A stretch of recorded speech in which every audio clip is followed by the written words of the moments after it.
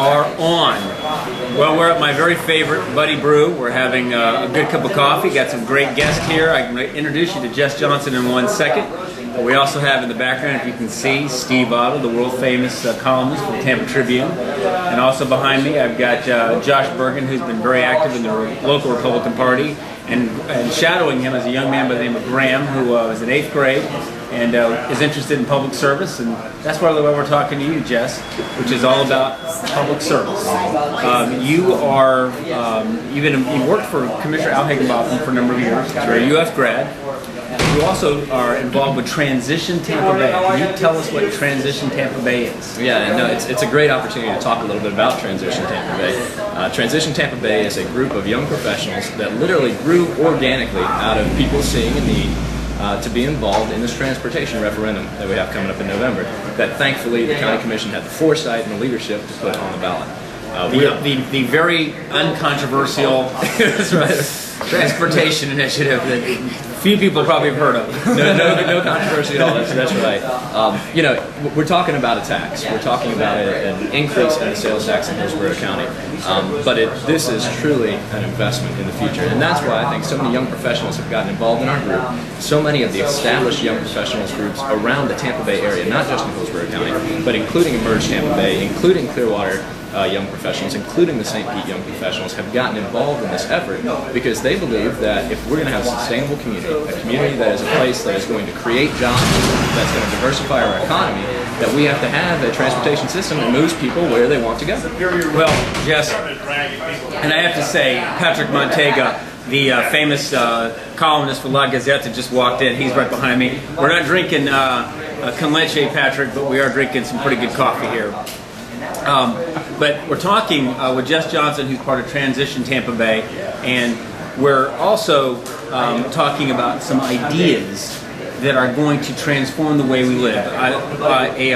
A good friend who is active, George Riley, actually one of my blog friends, told me I needed to get the book The Great Reset by Richard Florida. Now, I've read some of Richard Florida's work, and some I like, some I question, but this book here is actually really good because what it talks about is the new ways of living and working which will drive the post-crash prosperity. And he talks about things like transportation. That young workers are going to think differently about how they want to get to work. They're also going to think about what type of jobs they want. And if you notice in the Tampa Tribune this morning, there was a story about how the city of Tampa has brokered a partnership with USF to now build the CAMELS facility, which is a Center for Advanced Medical Learning and Simulation in downtown Tampa.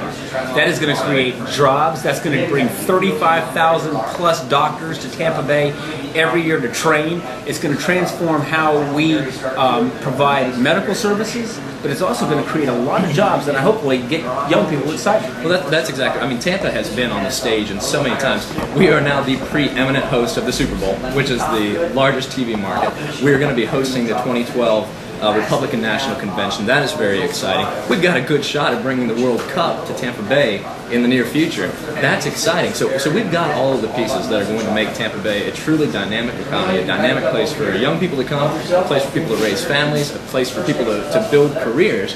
But there's definitely a missing piece, and that's our transportation system. It's been a major problem in this area for decades. And while the number one problem today may be jobs and transportation are intimately linked. And that's why the entire business community is behind this transportation referendum. Well, you know, Jess said something very important. Moving Hillsborough forward really is the business community saying we've got to do something in Hillsborough County to improve transportation.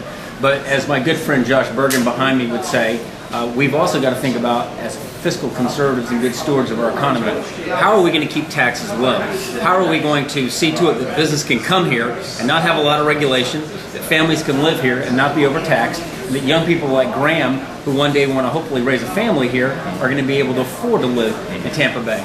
And what I think is so important is that, if you noticed as well, the county is talking about how we are transforming our local government, how we are streamlining local government. We are reducing the size of local government. and we are trying to shift the burden from property taxes, which we have been able to lower the millage rate for 15 consecutive years, continue to push the millage rate down.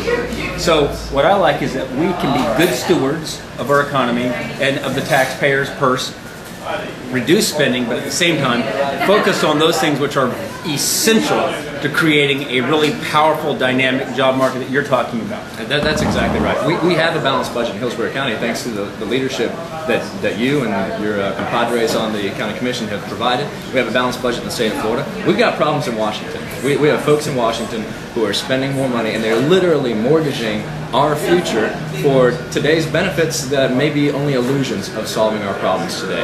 But here, what we have to do is we have to make investments that are smart, that are going to pay dividends today and tomorrow. And the investment that we're making through this 1% sales tax, through this 1% investment that we're going to make in our community, we'll start paying dividends not in some future year somewhere far away. It's going to pay dividends immediately. Immediate improvements when you can, when you can get people to market quickly. That's what Richard Florida talks about in his book. The key to a successful economy is being able to get people and goods to market fast. Absolutely. And also providing transportation alternatives. But we're not just talking exclusively about transportation. We're also talking about quality education, K through 12. Our local school system here in Hillsborough County received a $100 million Gates Grant Foundation award, which is going to be very important as they begin to focus on the data. I mean, they're a data-driven school system, and that's going to help the school system. And I also like the fact that we've got in the interim county administrator, Mike Merrill, a data-driven county administrator who's saying, finally, we're going to understand how much things cost, do cost-benefit analysis, and really focus on making our services work better at a more affordable price.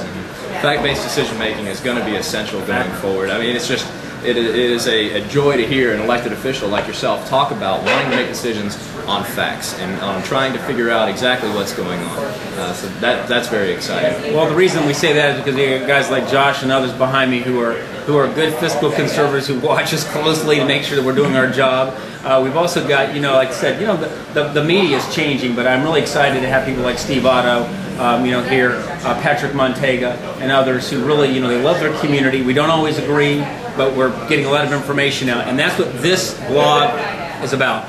You can go on iTunes now. I understand. My son goes on iTunes all the time. I said, hey, Josh, you can go on iTunes and see your dad talking politics. He doesn't really want to do that, but you can go on. You can subscribe to my blog, my podcast on MarkSharpeFL. So just go to MarkSharpeFL.com and you can find the podcast. You can send in information and ask questions. You can follow my blog on MarkSharpeFL.com. I'm also on Twitter a lot at MarkSharpeFL.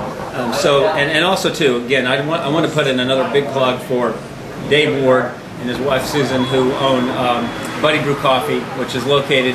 Scott Barish just walked in. It's fantastic coffee. But it's a great place to be. It's a great place to connect and talk and exchange ideas. And so I just want you to stay tuned, stay connected, stay involved, and we're going to make Tampa Bay a great place to live. Mark, thanks for having me today. I really enjoyed this experience, so thank you. Thank you.